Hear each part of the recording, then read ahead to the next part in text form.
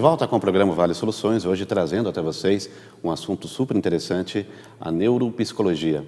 No primeiro bloco, o Geraldo, o psicólogo, estava explicando a respeito do déficit de atenção, que muitas vezes é um problema ocasionado por uma função neural da criança. E, trazendo novamente esse tema, qual é o tratamento? O tratamento? O tratamento primeiro começa-se com essa avaliação neuropsicológica. Exatamente. Quando se fecha o diagnóstico e você tem uma avaliação neuropsicológica realizada, por que eu falo uma avaliação neuropsicológica? Porque nós temos hoje no campo da psicologia vários tipos de avaliações, né? Tem desde uma superficial, uma avaliação psicológica, como uma avaliação neuropsicológica que segue um protocolo que é montado para cada indivíduo de acordo com cada demanda. Então, quando você consegue o fechamento desse diagnóstico, aí você tem mensurado, por exemplo, se, por exemplo, a criança tem um déficit de atenção especificamente na atenção sustentada e na atenção alternada. Então, como se desenvolve esse tratamento? Esse tratamento é formas de reabilitação ou habilitação neuropsicológicas, que pode ser feito por um neuropsicólogo, dependendo da intensidade dessa dificuldade ou desse déficit, e aí você tem estimulações dessas funções propriamente ditas, desde quando também existe um acompanhamento interdisciplinar. Porque quando nós falamos sobre déficit de atenção, por exemplo, como é o foco agora, nós temos também a necessidade de outros profissionais estarem acompanhando também. Porque se não é algo tão dificultoso, se o déficit não é um grau tão elevado, ou seja, a gente chama de uma dificuldade de média inferior, por exemplo, treinos, por exemplo, com psicopedagogas conseguem estimular essa parte. Então, desde o treino, quanto a parte medicamentosa, que aí é voltado para a área médica. Então, tem alguns casos que não tem como fugir do medicamento. É necessário. Exatamente. Então, ou seja, são déficits realmente que vão desordenando outras funções. As funções cerebrais nunca trabalham sozinhas, né? Então, ou seja, é necessário esse medicamento. Claro que esse medicamento com controle médico, assessorado e acompanhado pelo médico. Geraldo, nesses casos envolvendo crianças, a criança ela já nasce assim? Com uma disfunção cerebral? Sim. Há casos que existe, sim, nessa disfunção, ou pode ocorrer também do meio ambiente, de traumas, fatores ambientais, emocionais, que também podem incidir nesses déficits. Gosto muito de tocar nesse ponto da questão ambiental, porque é um ponto importantíssimo, que toda essa alteração, degradação do meio ambiente, ela tem causado inúmeros transtornos, não só no campo da neurociência, mas também em outras patologias que muitas pessoas hoje são acometidas, não é?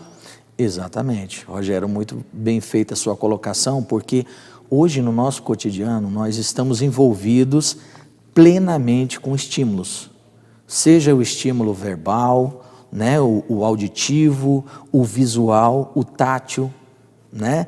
Então, ou seja, todo esse campo tem uma influência no fator humano, né? Então, isso é imprescindível para que a gente tenha uma saúde de qualidade, né? Você falou da questão das escolas, do envolvimento hoje das escolas nessa questão envolvendo as crianças. As escolas do Vale, em sua maioria, estão comprometidas com esse aspecto?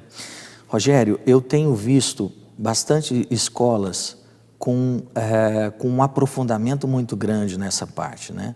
Porque houve uma criação de estigmas, de tabu, referente a alguns transtornos, né? Ah, será que está medicalizando as nossas crianças, né? Então, assim, hoje há uma preocupação muito grande de várias escolas em distinguir isso, do que é comportamental e do que é neurobiológico. Então, há uma parte comportamental? Sim, uma grande parte. Em termos de dados, as pesquisas mostram que 4% das crianças apresentam o transtorno de déficit de atenção, né? E qual faixa etária? 6 a 10? Isso, com início de 6 a 10, mas também isso prolonga aí pela adolescência até a fase adulta. E vai aumentando, vai piorando? E vai aumentando e vai piorando. Então, assim, quando você tem uma criança que tem uma dificuldade atencional e é constatado que é um TDAH, você tem probabilidades de acontecimentos futuros aí muito desastrosos, né? Desde um relacionamento familiar que não é consistente, não tem um vínculo, por exemplo, com apego no seu futuro casamento, né? Inclusive sucesso na sua vida profissional. Então você tem uma série de coisas que vão desencadeando aí e diminuindo aí a qualidade de vida da pessoa. Uma outra função da neuropsicologia hoje, ela está associada também ao tratamento do Alzheimer. Como é que está nesse campo, Geraldo? Nesse campo tem avançado muito. Boa notícia. Muito sobre o tratamento do Alzheimer e sobre o acompanhamento, né, do Alzheimer e outras demências, né? O primeiro passo que é interessante que todos saibam é sobre os exames que hoje existem na parte clínica. Só que, embora são existentes, ele ainda é limitado para a grande população.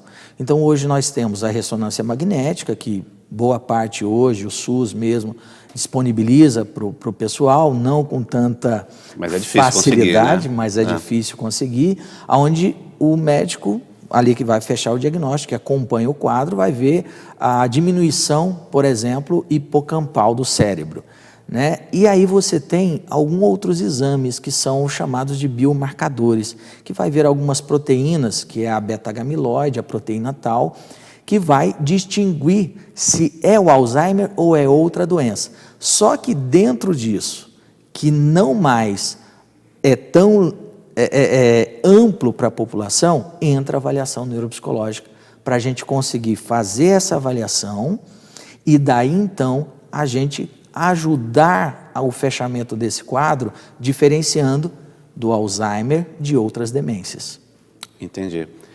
Vou chamar o nosso segundo intervalo, nós voltamos na sequência para o bloco final para falar um pouco dessa questão envolvendo a neuropsicologia na região do Vale do Paraíba. Voltamos em instantes.